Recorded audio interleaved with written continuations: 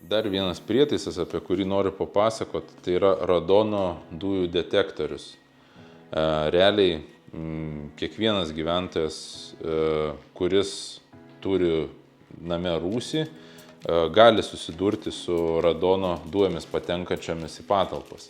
Radono dujos yra radioaktyvios ir, kaip radioaktyvios dujos, pavojingos vis tik mūsų sveikatai.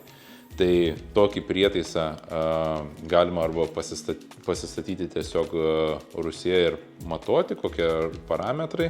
Jis ten turi būti porą-trejetą savaičių, kad parodytų tinkamai kiekį ar neišsiskiriančių dujų.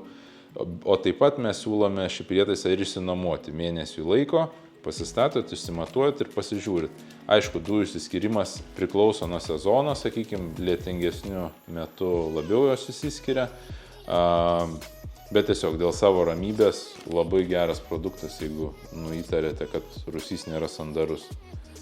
Tai šį prietaisą ir kitus galite įsigyti ecorner.lt.